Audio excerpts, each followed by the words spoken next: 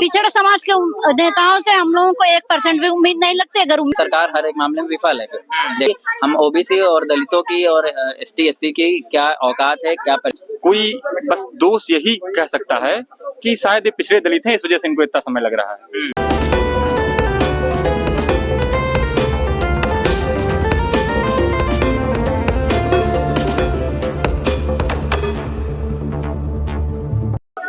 ये भारतीय जनता पार्टी के प्रदेश अध्यक्ष भूपेंद्र चौधरी का आवास है और जैसा कि आप पीछे देख सकते हैं, ये 69,000 शिक्षक भर्ती के पिछड़े समाज के अभ्यर्थी यहाँ पे लगातार बैठे हुए हैं, धरने पे धरने दे रहे हैं। तमाम पिछड़े समाज के नेताओं का दरवाजा खटखटा रहे हैं ताकि उन्हें न्याय मिल सके। ये आज से नहीं बल्कि पिछले 4 सालों से सड़कों पे बैठे हुए हैं। इसी तरह जैसा कि आप देख सकते हैं, यहाँ देखेंगे, यहाँ से लगातार लंबी कतार लगी हुई है। यहाँ अभ्यर्थी हैं 69,000 शिक्षक भर्ती के और ये सभी पिछड़े समाज से आते हैं। इन्होंने इससे पहले अनुप्रिया पटेल जी के यहाँ धरना देने का काम किया, अपनी बात कहने की कोशिश की और तमाम पिछड़े समाज के जो नेता हैं, चाहे भूपेंद्र चौधरी हो, चाहे ओम प्रकाश राजभर हो, संजय निषाद हो, अनुप्रिया पटेल हो या फिर संदीप सिंह हो, ये तमाम नेता हैं, या फिर स्वतंत्र देव सिंह हो, तमाम पिछड़े समाज के जो नेता हैं, पिछड़े और दलित समुदायों का वोट तो ले लेते हैं, लेकिन जब बात हक, हिस्सेदारी और अधिकार की होती है तो ये बैकफुट पे आ जाते हैं। इन्हें कोई फर्क नहीं पड़ता कि इनके समाज के लोग एक बार वोट देने के बाद, उन ओहदों पे पहुंचाने के बाद कैसे जीवन जी रहे हैं, क्या उनकी समस्याएं हैं, क्या दुख तकलीफ है, ये समझने की कभी कोशिश नहीं करते हैं। फिलहाल ये अभ्यर्थी 69,000 शिक्षक भर्ती के भूपेंद्र चौधरी के आवास पे मौजूद हैं। अभी तक भूपेंद्र चौधरी की तरफ से कोई प्रतिक्रिया नहीं आई है। ये उनका आवास है, पता नहीं अंदर आवास में है या नहीं है, ये भी जानकारी नहीं है। छात्र यहाँ पे डटे हुए हैं। हालांकि डबल बेंच का फैसला भी आ चुका है कि पुरानी जो भर्ती थी उसको रद्द करके नई सूची जारी की जाए, लेकिन अब तक कोई बयान नहीं आया है, नेताओं की कोई प्रतिक्रिया नहीं आई है, शासन प्रशासन द्वारा कोई भी लागू नहीं किया गया है कुछ भी। तो हम इन्हीं से बात करने की कोशिश करेंगे। आप देख सकते हैं तमाम लोग हैं, गर्मी का आलम है, कुछ बच्चियां हैं जो बेहोश भी हो गई हैं, यहाँ पे मारे गर्मी से बेहाल हैं, लेकिन उसके बावजूद ये लोग आंदोलन कर रहे हैं, धरने कर रहे हैं। हम इन्हीं से जानेंगे, क्या न्याय की उम्मीद लगती है आप लोगों को? नहीं सर, न्याय की उम्मीद लगती तो हम लोग 15 दिन आर्डर हो गया। हम लोगों को 3 घंटे में जो लिस्ट रिवाइज हो जानी थी 69,000 की हो गई होती। न्याय की उम्मीद नहीं है। हम अपने पिछड़े दलित मंत्रियों के यहाँ जा रहे हैं न्याय की भीख मांगने, लेकिन इनको टाइम नहीं है कि 5 मिनट आके यहाँ मिल जाए या क्या समस्या है मुख्यमंत्री जी को बताएं। इनके पास टाइम ही नहीं है हम पिछड़े दलित लोगों के लिए कि आए 5 मिनट अपनी बात कहें, हम लोगों से मिले, हम लोगों की पीड़ा समझे। हम लोगों की महिला साथी बेहोश हो रही है, एक भाई है उसको हार्ट अटैक आया, इसका जिम्मेदार कोई भी मंत्री नहीं बन रहा है।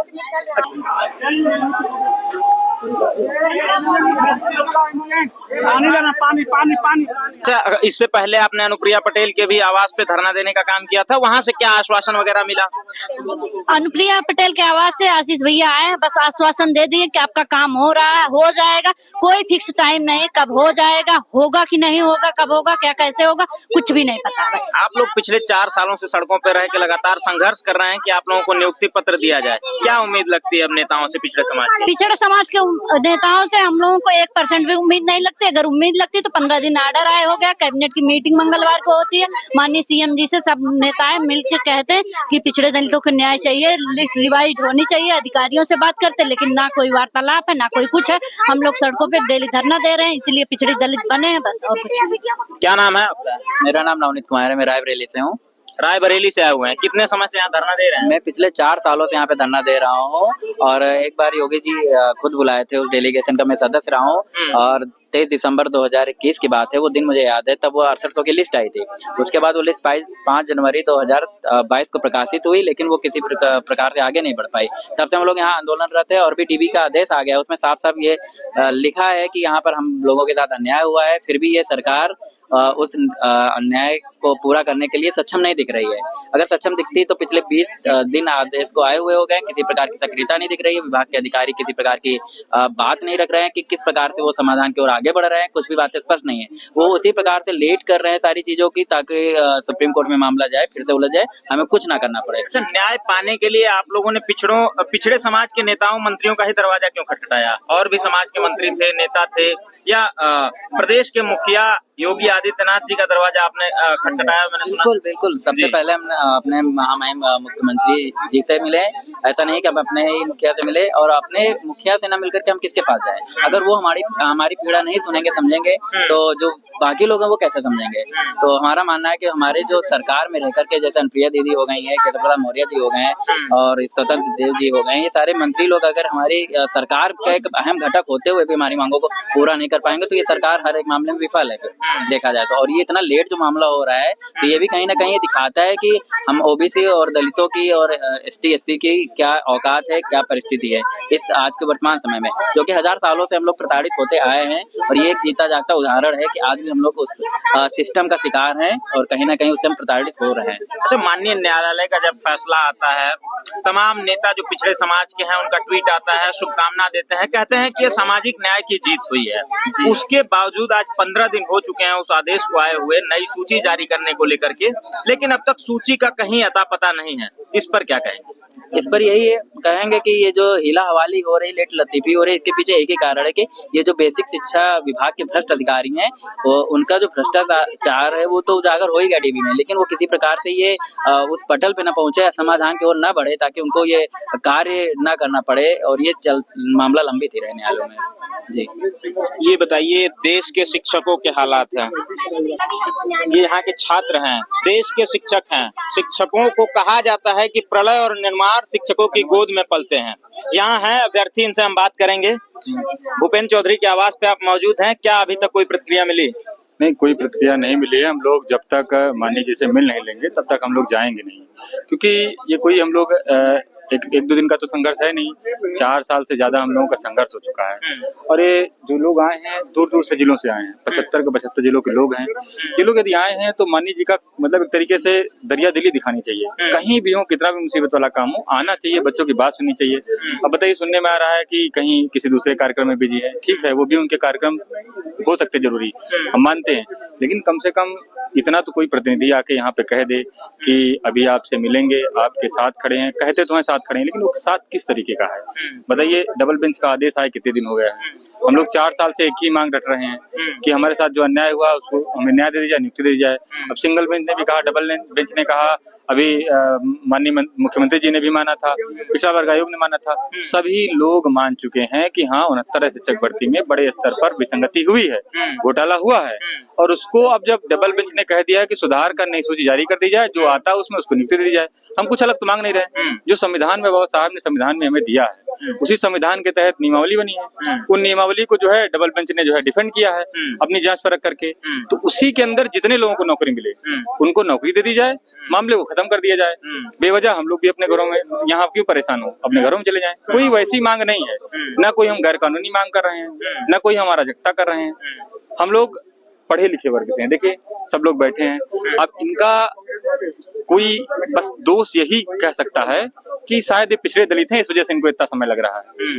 और सरकार मानती है कि हमने चोरी की है, लेकिन चोरी का माल लौटाने को तैयार नहीं। बिल्कुल बात सही बात है भाई, आपके ट्वीट कह रहे हैं, आपके बयान कह रहे हैं, आप मीटिंग करते हो तो कहते हो कि हाँ ठीक, आपके साथ अन्याय हुआ, हम आपके साथ खड़े हैं, न्याय देंगे। आखिर जब हम कह रहे हैं कि आपने भर्ती प्रक्रिया शुरू की थी, 20 दिन के अंदर फॉर्म भराया, आपने करेक्शन कराया, पेपर करा लिया, आंसर की दे दी, एक नोटिफिकेशन जारी कर दिया 20 दिन के अंदर। ये प्रक्रिया 20 दिन के अंदर आपने पूरी कर ली, लेकिन जब हमें न्याय देने की बात आती है तो 3 महीने कोर्ट ने समय दिया। ये तो भाई मतलब ये कहीं ना कहीं आपकी बातों में घोलमेल है। एक सामान्य सा हम कह रहे हैं, किसी ने कभी विद्यालय कोई नहीं गया हो तब भी जान जाएगा, कोई भर्ती प्रक्रिया को 20 दिन में कर लेता है और संशोधन करने में 3 महीने का समय मांगता है। इवन 4 साल लग गए अब तक उसको सुधारने में। तो पिछड़ा दलित समुदाय के दिसंबर 2018 में फॉर्म आता है, 6 जनवरी 2019 को पेपर हो जाता है। आप समझिए कितनी रफ्तार से भर्ती हुई थी, और कितना इसी बेसिक के अधिकारी मंगल ग्रह से नहीं आए थे, यही बेसिक के अधिकारी अपने उसी रफ्तार से काम किए। और आज वही रफ्तार कम है, क्यों? क्योंकि सब पिछड़े दलित वर्ग की लिस्ट है, पिछड़े दलित के भर्ती हैं। और हम क्या कहेंगे इसके अलावा? तो हम भाई और कोई हमने किसी का तो खेत नहीं जोत लिया है, न किसी का हमने कोई जो है किसी घर में कोई हम कुछ नोच लाए हैं, ईंटा पत्थर उठा लाए हैं। हम वही कह रहे हैं जो संविधान ने अधिकार दिया है, उन अधिकारों के तहत हमें हमारे विद्यालय भेज दिया जाए। जो भी नियम में आता है, हम गैर कानूनी भी नहीं मांग रहे हैं, नियम के खिलाफ कुछ नहीं मांग रहे हैं, नियम संयम जो भी बने उसके हिसाब से हम लोग तब तक बैठे रहेंगे जब तक हमारी नियुक्ति नहीं हो जाती। हमारी मांगों को ये लोग समझ रहे हैं, जान रहे हैं। हम 4 साल से लगातार संघर्ष कर रहे हैं और संघर्ष तब तक करेंगे जब तक हमें नियुक्ति नहीं मिल जाती। जब पिछड़े समुदाय का वोट लेना होता है तो ये नेता पिछड़ा पिछड़ा, दलित दलित चिल्लाते हैं, लेकिन जब हक और हिस्सेदारी देने की बात आती है तो ये मौन हो जाते हैं। नहीं, बिल्कुल सही बात आप कह रहे हैं कि पिछड़े दलित वर्ग के जो नेता हैं वो पिछड़े दलित वर्ग की ही वोटों से पिछड़े दलित नेता बने हैं, इस सरकार में शामिल हैं, बड़े बड़े मंत्रालय मिले हैं, 85% का वोट लेकर सरकार भी बनी है। तो अब जब न्याय देने की बात आ रही है तो न्याय में इतनी देरी क्यों हो रही है? अब पूरा प्रदेश देख रहा है इस भर्ती के जो ये घोटाला हुआ है किसी से छुपा नहीं है, पूरे देश में नहीं छुपा है, हर देश में चर्चा है, बड़े बड़े संगठनों में चर्चा है, गाँव में 75 के 75 जिलों में हर गाँव में इस बात की चर्चा है कि उत्तर प्रदेश का सबसे बड़ा जो आरक्षण घोटाला हुआ है उसमें आखिर क्या होता है, सरकार किस तरीके से इन बच्चों को न्याय करती है, ये सब की चर्चा का विषय है। अब इनको न्याय देना पड़ेगा, मजबूरी भी इनकी है और हमें संवैधानिक अधिकार भी मिला है। हम लोग न्याय लेकर मानेंगे और ये लोग हमें समय समय पर बताते रहते हैं कि हम आपके साथ खड़े हैं और आपको हम न्याय देंगे। अच्छा, ऐसा ही मामला एक हुआ था जिसमें ओम प्रकाश चौटाला उस समय तत्कालीन मुख्यमंत्री थे, उनको 10 साल की सजा हुई।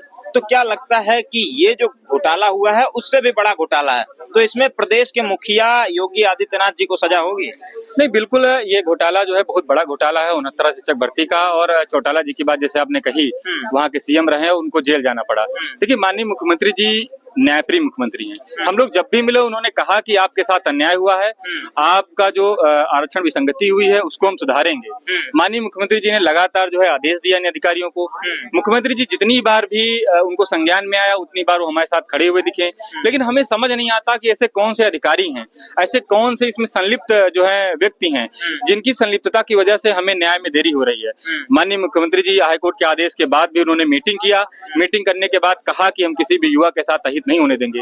आखिर ये किस तरीके का मतलब बात है? अभी हमने उप मुख्यमंत्री जी के यहाँ घेराव किया था, उन्होंने कहा कि त्वरित कार्यवाही करेंगे हम।